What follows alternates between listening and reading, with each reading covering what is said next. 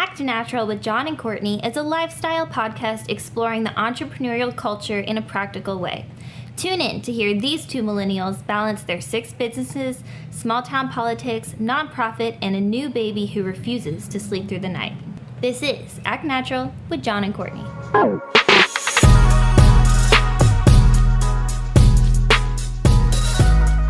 We're back with Act Natural, and this is John and Courtney, and today we're going to talk about something we've been avoiding for a long time. Procrastination. What is procrastination? Well, a lot of people make the joke, I can tell you, but not right now. I think we all know procrastination. It's the avoidance of doing a task that needs to be accomplished by a certain time, and just avoiding it and continuing to avoid it. I have been procrastinating for the past month. Not specifically on certain tasks, but it has become a habit in me being stressed out and then getting on Facebook. And it's been very difficult to be able to break that habit because so much of my life is on social media. It's our job. Right. And so we're designing ad campaigns for the businesses that we supply. We're trying to run giveaway campaigns on Coffeehouse and 1822. And so much of everything that we do is determined upon building a community online to engage with our message and the products that we're trying to serve.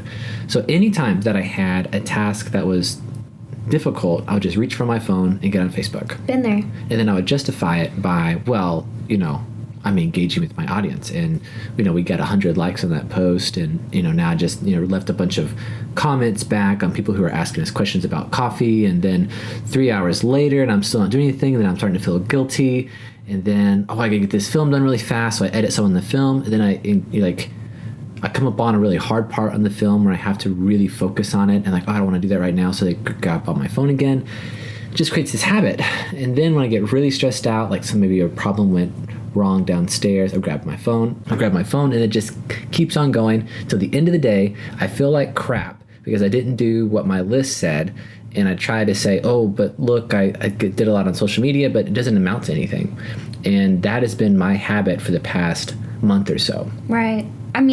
So I heard you saying you were reaching for your phone whenever you got to a hard part of the video. So it's almost like a stress relief to just it's like this. Avoid something. It's a difficult thing for me to focus because when I do focus, everything becomes extremely clear, basic, right? But all of the problems that we have with a coffee shop, with 1822, with the marketing company, I now all of a sudden see everything. And my response to that is to want to fix everything. Then that stresses me out even more. It's impossible to fix all the small mistakes, and it's difficult for me to cope with or really create a plan of action on how to solve the mistakes that are happening in real time. Because I don't know how to do that, it's so much easier to do something that I know how to do, which is market. And so I default to that. And then that leads to Facebook scrolling. Yeah. That makes sense. So it really kind of formed this every time that there's any sort of required focus that I would in turn distract myself with, procrastination. So procrastination for me is obviously the distraction from what I have to do. But do you think that you can procrastinate in a productive way? As a stress relief?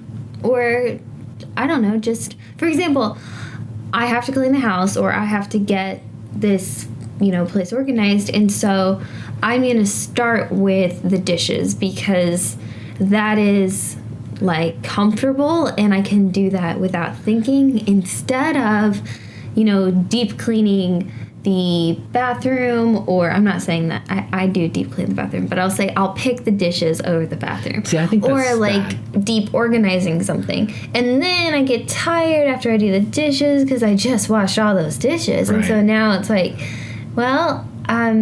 I kind of pause or I stop or I work on something else that's easy. Yeah. And in the meantime, I am procrastinating off of my whole goal, which that day was to, organize the attic or something. So I procrastinated, but I was also productive. How do you feel about that? I think the biggest thing for me is that there's so many big tasks to do, and avoiding them only make them harder to do. For instance, I do love film. I love editing film. I love filming it. I love the whole production part of it. But there, it requires complete focus. Yeah, it does. I cannot do anything else that day if I'm going to do a film. And I can complete a film very quickly if I have the time to give to it. And it's been a very difficult challenge having multiple businesses that require absolute attention, or rather one business, which is really Fernway Fox and Fox Weddings. I guess that's two, but there's a lot of media design and production stuff, right? That requires 100%. And then something like Martin Coffeehouse, like maybe they'll have a small issue, like, hey, the ice maker is not doing what it should, or hey, I can't get this like espresso grinder to calibrate. Like we recently replaced a lot of equipment. Well, with that, it's a huge learning curve and little bitty just flukes that happen that you just have to mess with it. That happens 24/7. So how am I supposed to focus on a film when I have all these little distractions, like little mosquitoes just buzzing around me all the time? I don't want to deal with it. I struggle with giving all of my mind to one thing, and I want to. But I'm tired of not being able to get into the groove of something. You've ever worked on a project. Oh, yeah. Everything just clicks, right? You are one with the project. I love that feeling. You can look at a film, you're editing it, you're editing that film, and you know what the next shot's going to be. You know how to match the music and the cues and everything. But oftentimes I'm not able to achieve that because of a lack of focus, because I have a very distracted life. And the easiest thing to do is just get on Facebook. It just sucks all of the energy out. That makes sense. It just makes like this numbing effect over your whole mind that I'm doing something, I'm looking at these profiles. It's so dumb. Like, I wish I could operate without social media because of the effect that it has on me. And I just recently noticed it. I know you have this tally system. Yeah, I started writing down every time I reached for my phone. I would challenge you to do that. Every single time that you reach for your phone, write number 1 or whatever, a little mark on a piece of paper, and then try to stay off your phone for an hour. You will be disgusted on how much you reach for your phone. It will be like, I have a problem. And I did. I'm not saying that I'm over it. I mean, I still instinctively, any sort of pause. Isn't that sad? Any pause. Well, I've been trying a lot more with like Hands-Free Tennessee. And I've been talking with a lot of people, not a lot, a couple, best friend, mom, family, whatever, about adapting to this because you don't want to get pulled over and then they're going to check, whatever, license registration, all that stuff. Okay, I know what you're talking about. And so I would have, a stoplight or something, and it's like, okay, well, reach your phone. And now I'm like, no, don't. And I find myself trying to do that a lot. And it's an adjustment, but it's been easier to just put that phone in the back pocket, or not back pocket, in the back seat. And then... But I'll still, reach. I still find myself okay, oh, nope, okay, nope. Isn't it crazy? Especially because I like to make calls whenever I'm in the car. So it's like, okay, well, I'm going to go to Walmart. This is a very predictable trip.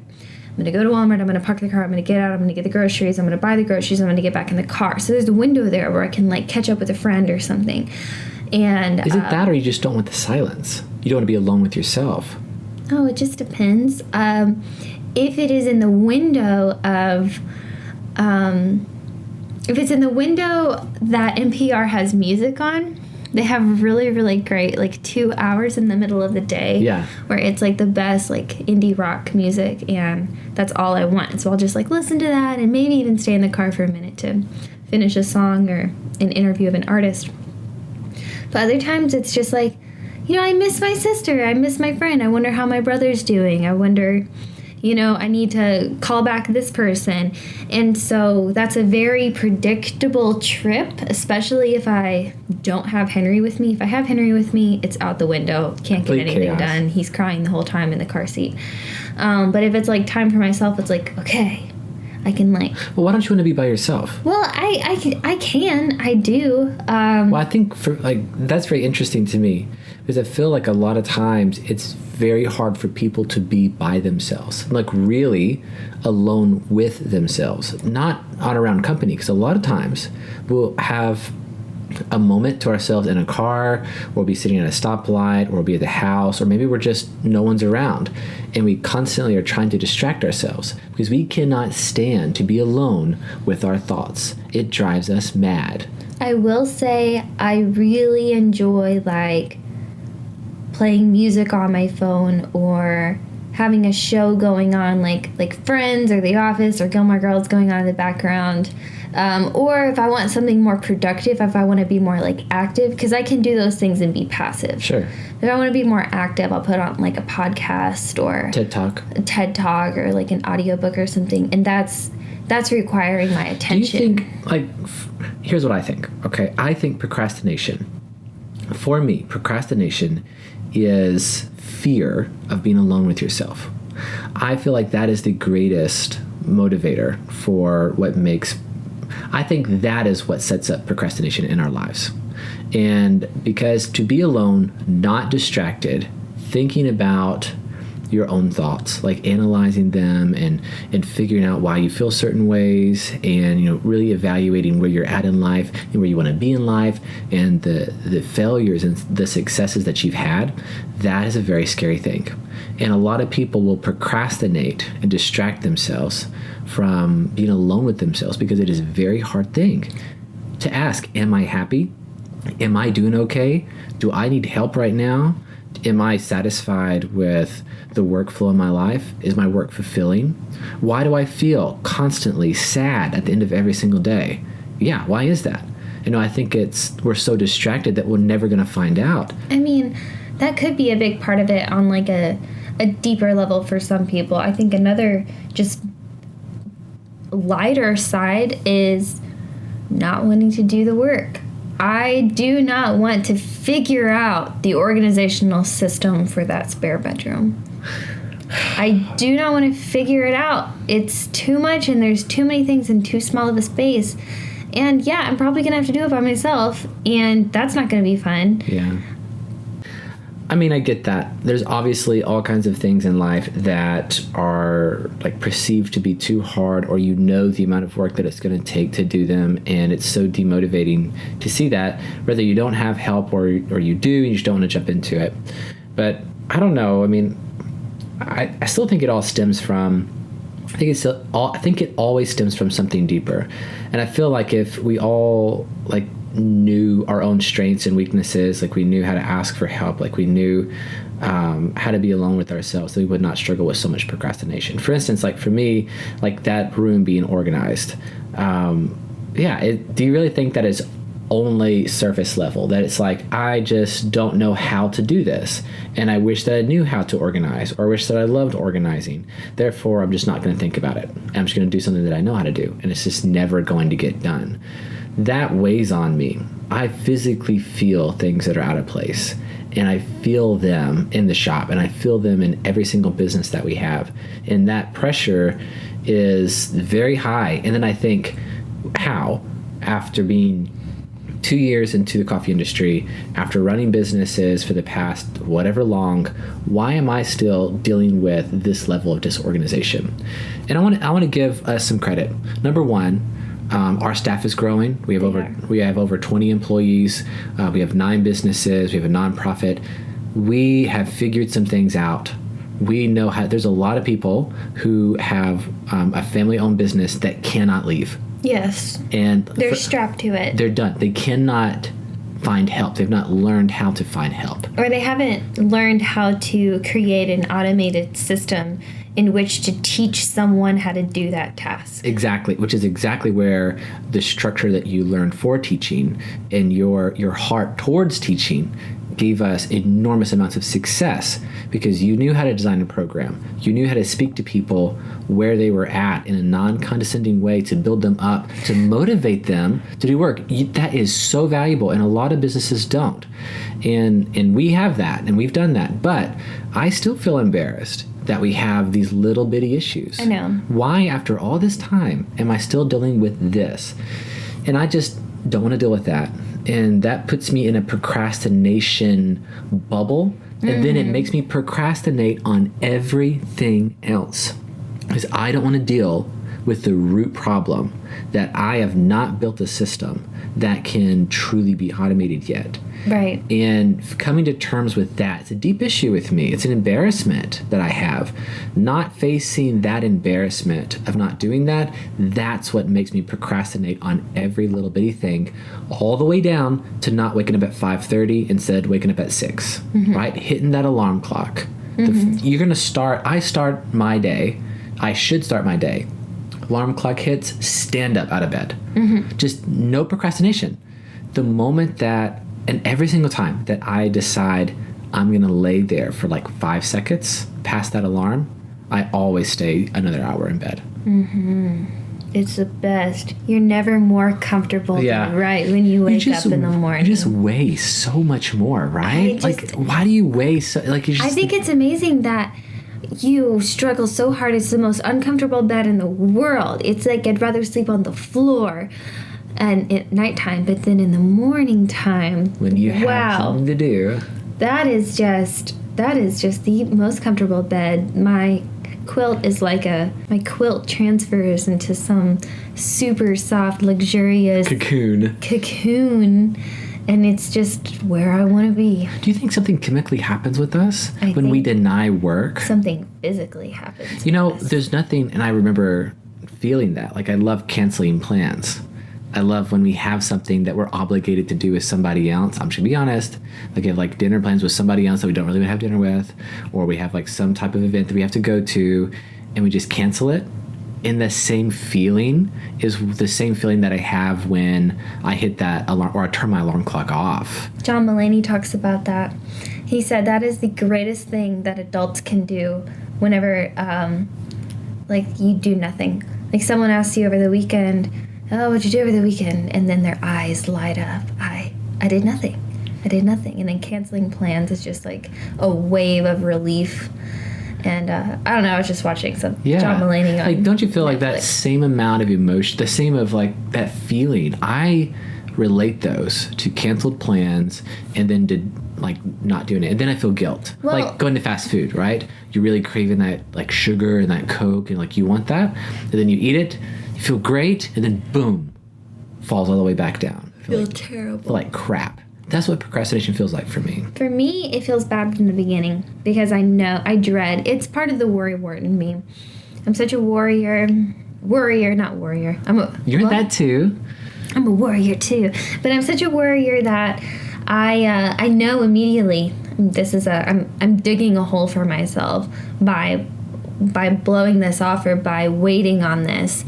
But I'm still gonna do it, and then I still feel guilty. Like I'm just hit with like a dump truck of guilt whenever I procrastinate on something, and then slowly the dump truck seems to fade into the distance little by little, and his beep gets a little bit quieter. Beep, beep. Oh, goodness. Beep. And then suddenly I feel better. You just put on some, Office and forget about it. See, a distraction. Yeah. Right? It's always a distraction. I have to put on an additional distraction to make me feel better and to distract me from the procrastinating that I did. Procrastination of the procrastination. Well, yeah, because I don't want to deal with the procrastinating that I just did. It's going to make me feel even worse. And then I'm going to feel like a failure. Oh, goodness. And then I'm going to not know how to take care of myself. And I'm just going to stay in bed because I don't even deserve, it just hits you like a load of bricks. I don't know if everyone else deals it's heavy with that kind of like failure complex or like guilt complex. You have a guilt. I don't think failure is right. It's a guilt complex. It just hits me like you so do bad. Feel guilty. When like I even felt like today. about So like everything. Like we went to get barbecue today, and we brought it home, and they didn't have any like hot sauce in there. And then you just kept on apologizing. And I was saying, it's no big deal. Like, they didn't put it in there. It's not your fault. But you're feeling some guilt. I feel guilt. And then you went to go get the hot sauce. And that was awesome. Like, you didn't have to, but you did. I drove all the way back, and I got it. And then you came back, and then we all had it, and it was okay, but it wasn't really hot. And then you felt guilty again. Well, like, you said, you tried it, and you were like, oh, it's not hot. And then I just felt it's like... not your responsibility. I can't make anyone happy. That's how I felt. I mean, I appreciate, like, the heart that you have for it. But do you think it's your responsibility to get hot sauce and make sure that sauce is made properly? It may not be my responsibility, but it is in my nature. It is in the very bones of my being to make everyone happy and to avoid any conflict by any means. And that is to the far extent of accepting responsibility for everyone's happiness. Goodness. So if someone is unhappy in my presence or in my house, or whenever I went to go get the meal, or the meal was my idea, it was your idea, then I need to make sure that everyone has a great time. Gosh. And if you don't have a great time, it's on me. I should have chosen something else. How in the world? Well, let me say, I love that about you. No, I thought you were going to say, let me say, psycho. No, it's what drew me to you. Your caring and your joy. It's the reason why people love being around you. But let me say, how do you even freaking live with that? I do not give a crap what anyone thinks about me. I don't give a crap if they don't like what I have and what I say. I mean, I don't, like, I am my own person. And I'm living my life. If you don't like it, then get out of the freaking way. You don't move out of the way, I'm going to bulldoze you over, right? Now, that's how I feel. Right. My service in my restaurant and what we do is so heavy beyond people abiding by standards. And it's the same concept. If you can abide by these standards, if you can't do that, get out of the way. Well, that's why it's so personal to me whenever something goes wrong in the coffee shop. Because not only on a business level am I failing them, but I'm failing them on a personal level. And I feel personal guilt that they, like, so stupid, right? They reached for a straw and we were out. Okay, I feel that guilt. They reached for a straw and we were out. Okay, I get it. Our customers, like, we've had a whole lot today. Like, we had extra customers, so the straws ran out faster. Let me tell you an example of how I felt. I just feel like that's just one thing that is taking away from the illusion of, like, a great experience. Oh, I agree with that. Suddenly they were reaching for something, and then they were hit with disappointment. So today, let me give you an example of me relating to that.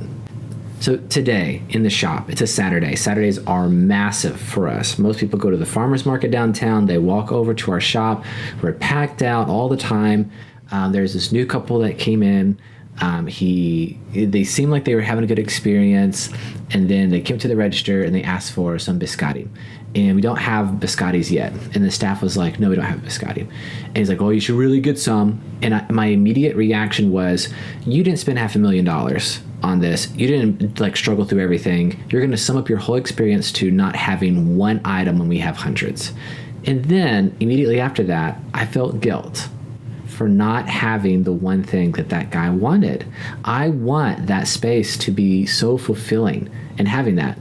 And then they came back up to the register and they asked for a menu for Lindell Street Bakery, so our bakery. And we're out of those menus right now. Yes, we are. Oh my God, we let them down. And we have lots of Martin Coffeehouse menus, but we didn't have Lindell Street Bakery menus. Oh my God. And so these guys were told no twice. Twice. Do you have biscotti? No. Which one? Our staff should never say no. Yeah, we should always say. We should always be accommodating. We have this. We have a fresh baked croissant, but we do not have biscotti. Yeah. I'm so sorry. So we'll one look to get that. Major mistake with the language that was used to the customer. I have tried to go over this. And then guess what? She said no again with the not having a menu, not saying I will go get one. It's online. So I feel like there was so many mistakes. I know I can see your face right now being so upset. I'm like shaking, angry. I feel that amount of thing because my name is on that, Courtney. The thing is like, I want people to have such a good... That is not going to ruin the business for them.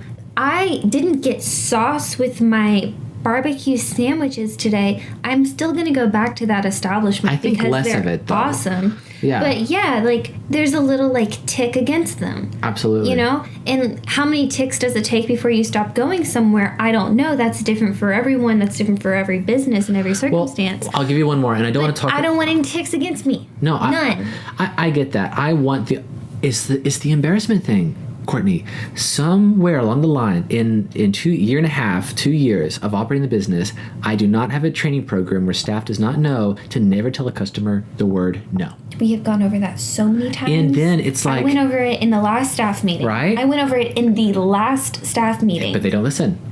And I'm not going to freak out right now. We can talk about it after. And that's on us, right? So that negative energy... It is on me. Absolutely. Even after I've gone over it, it's on me. And that is your responsibility. But your responsibility for making the people in your household happy for the hot sauce not being that hot is not your responsibility. That's amazing to live with that. But and you that understand. Discomfort.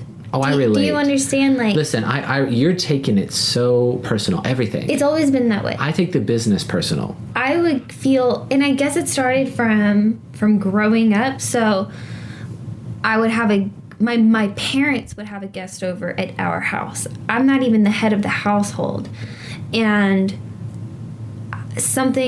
we wouldn't have something, or dinner wouldn't be good, or whatever it was, and I would feel like a tick against my family or something. You know what I mean? Wow. Yeah. So this has been in you this whole time. Yes. This is the fiber. You already said it. This is in my bones. This is in my bones. I want everyone to have a good time all the time. And does that not lead to so much like unhappiness though? Mm-hmm. Like, because people suck. They are not happy at all, no matter how much you do. Or they're always disappointed. Or think about this.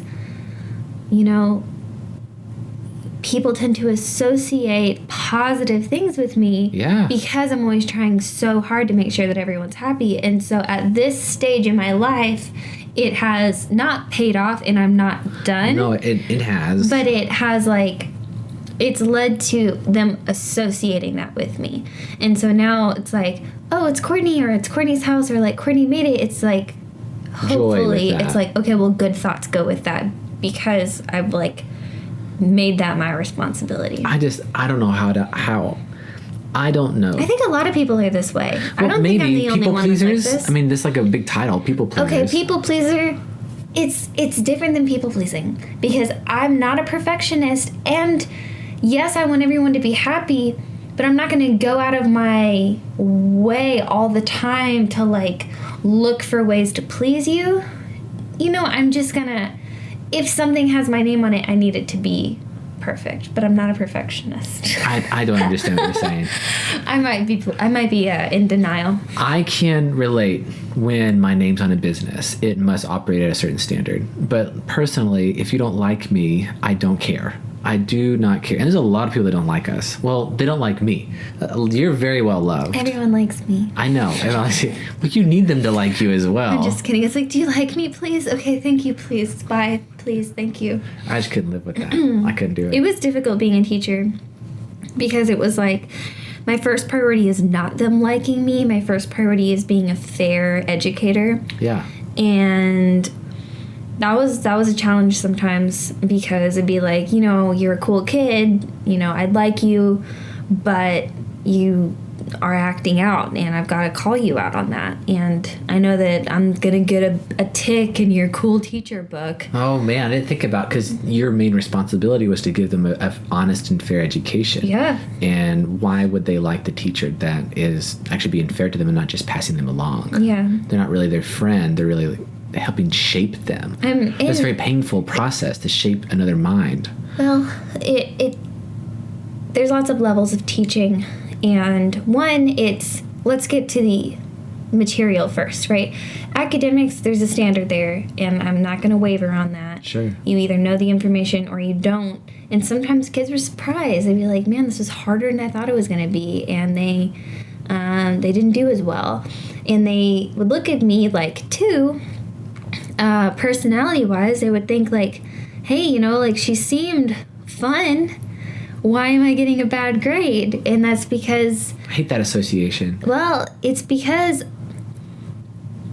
there's a standard in your performance, and that is helpful to me when there's these black and white rules. But there's not black and white rules in society, and so it's more difficult. Yeah. It's easier working in the model of education. I just really enjoy calling people out. See, I really enjoy when there is a miscommunication and settling it immediately. I do not run away from confrontation. I squash it. It's easy. It was easier for me to call out students because I'm older than them and they have to listen to me. But it is more of a challenge to call out our staff and our employees, because I I called out students in a respectful, if not funny way. Okay. You know, and if it was a more sensitive kid, it was never in front of the class. But if it was, you know, a kid that sometimes like the class clown, they're looking for the attention. They want to be, you know, like agged on or whatever. So you just, you know, everyone take a minute. Look at, you know, Nasario here, you know, or whatever. It's like, go ahead and give him your 30 seconds of attention because that's what he wants. Yeah. You know, like, are we done? Can we move on with grammar? You know, Man. And so he got his little minute of attention, but we also kind of got a little embarrassed there. At least he should have. But there's no shame though, man. Well, some of them had it. But with your staff, you want to be very respectful. I never want to be thought of as like an unfair boss or like a bad boss. Yeah. And so I have to be so much more careful because they're peers. I mean, I'm older, but they're adults.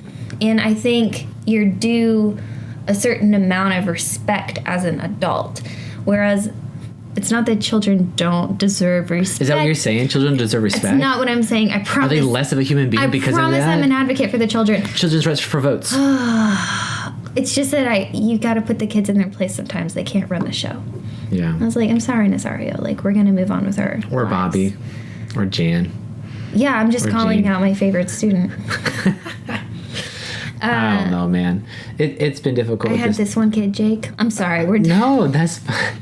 You know, we should do a teacher series. He was all like, Miss Sellers. And he'd be like, what are those? And he would talk about my shoes. And I'm like, isn't that from some sort of YouTube thing? It's a Jake Paul thing. Oh my God, they had the same name. And I was just like, I'm in the middle of teaching. And he raises his hand. And I'm like,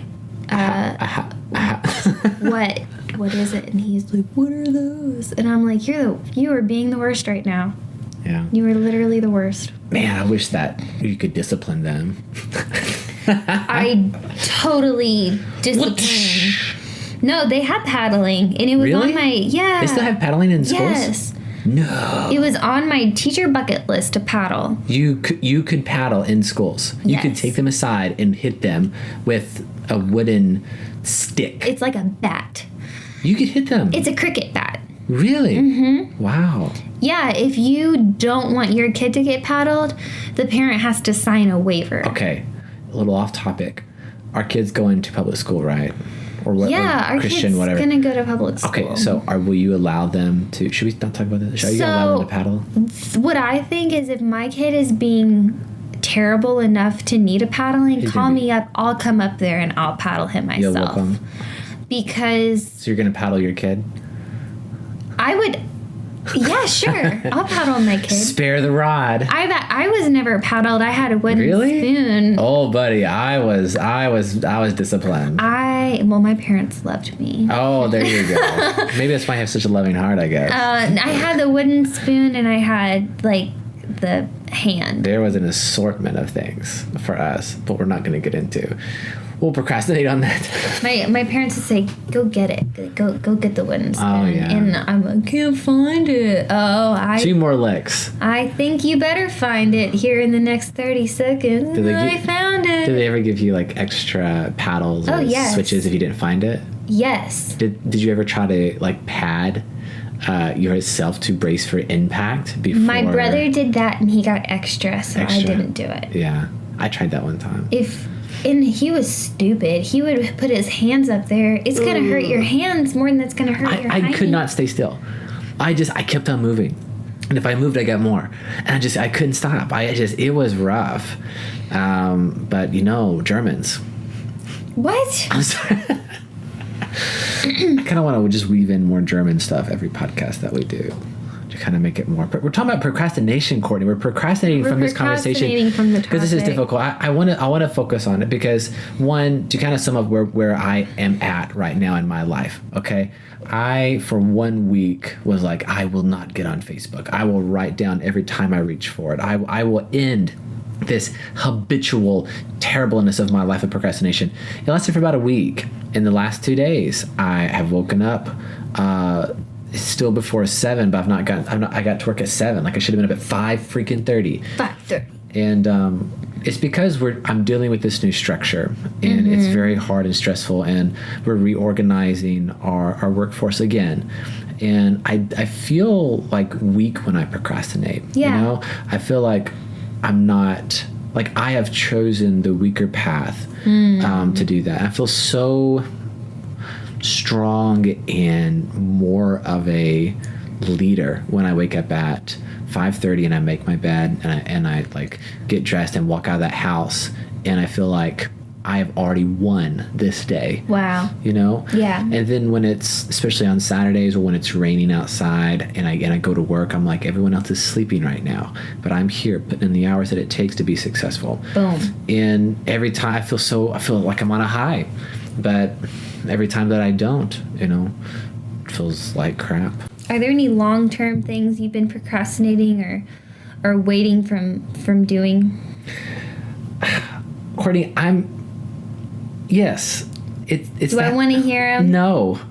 So I think... Can you pick a different long-term thing then? It's a scare. I think sometimes I will procrastinate because there's some apprehension or fear of a certain lifestyle.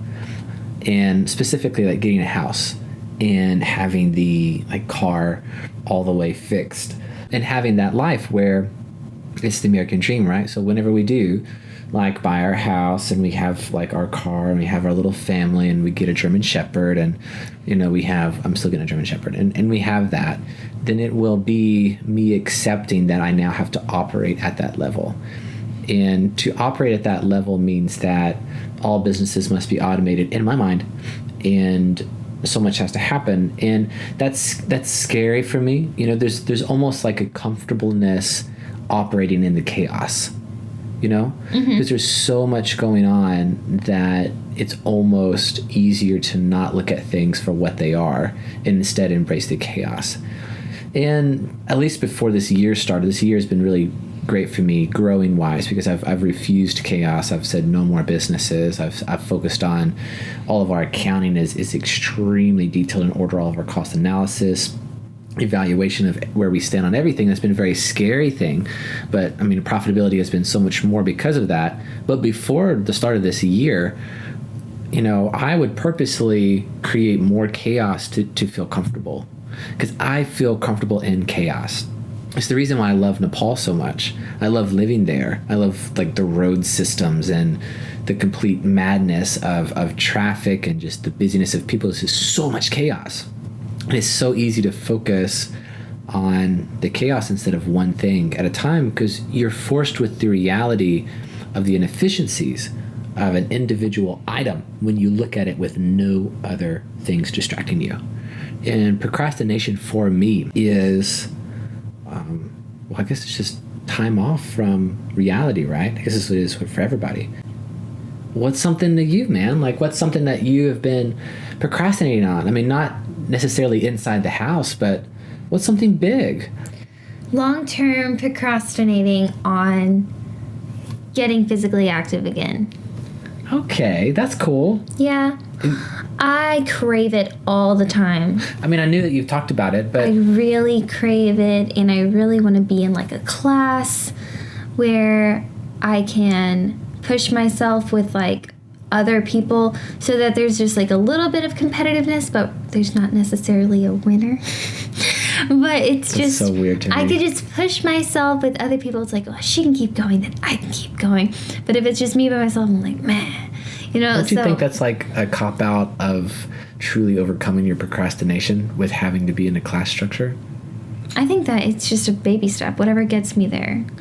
So maybe later I can focus on, like, solo exercising, but I think that it'd be great to just start somewhere. Yeah.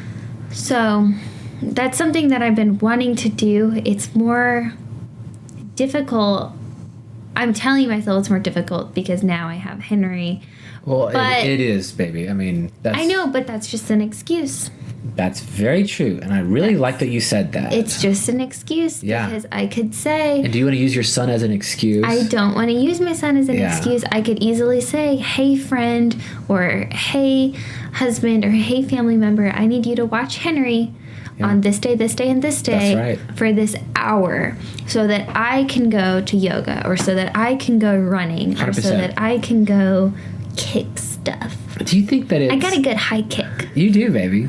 Do you think that people use their kids as an excuse for procrastination? Well, yeah. Do you think that's damaging to the relationship that they have with their kids? I don't know that it's damaging with their kids. It's probably damaging to themselves. My little procrastinator. Just name your kid. Procrastinator. I've always been very upset at people who have told me to stay at home more, volunteering information, like volunteering this advice to me, trying to make me feel guilty for having businesses and saying, you should really slow down and spend more time with your kids. And I think spend plenty of time. Yeah, with I'm me here. And Henry. Okay, too much time?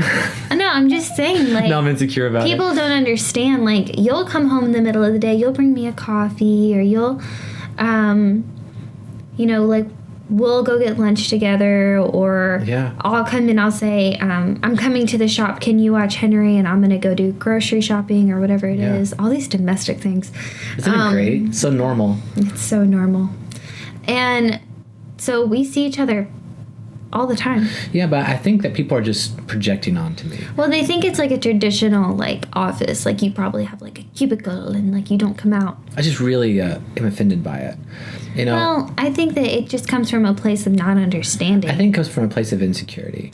But I'm trying to convey... You're a little prickly, babe. Well, I've been made that because people have been poking me, okay, with some things. It's been sticking in there. And I'm prickly from all them pokes I've been getting, okay, baby? It's adorable. But, I try to let it roll off my back. I get it from venting. I mean, this is more therapy with me and you. I can talk about it. But to sum it all up, procrastination is a very serious thing. And I think it's due to stress. And I think our reaction to stress is to hide from it. And hiding from that leads to feeling guilty and having a guilty complex. And you get more into the hole for that. The way that I get out of procrastination is it's inside of that first 5 seconds. Mm-hmm. And it is standing up out of bed directly, like immediately when that alarm hits. It is when I reach for my phone that I'm aware of it and I write a little mark down and I get right back to work. Yeah. And I have gotten more done in the past week of not procrastinating than I honestly have gotten done in a month. I love classes. I love routines because I was good at good at school. I hated school. School. I did not thrive in that environment. Give me instructions. Every give time, me a challenge. Every time that there's like a structure that give me an amount of time to work on it, an objective. You just love that. Cookie cutter education. I'm not saying it's the best. I'm just saying I am a product of the American educational system. Oh. And not necessarily good. It's not, but the greatest learning I ever did actually was whenever I was a missionary kid in central Mexico, Puebla, Mexico, an hour south of Mexico City. And I was in a missionary school. Mm. Okay, so it was first grade through 12th grade. And they put 2 grades together in one classroom because it's like a small school, like small. Used to be a photography studio, actually. Really? Yeah, really cool. That's cool. And so anyway, best education I ever got. It was 3rd and 4th grader together. We had a class of 13, and we were in Mrs. Glad's class. Mm-hmm. And she was just incredible. I was in 3rd grade, and she just was amazing, and she just did not stop. She just pushed us, and we learned everything from like Nathan Hale and like the American Revolution, and like we did these imagination exercises where we were like colonists versus the British, which I understand that the colonists were technically British, but we made ourselves have different accents. I love that. They were all probably talking with British accents at that time, but.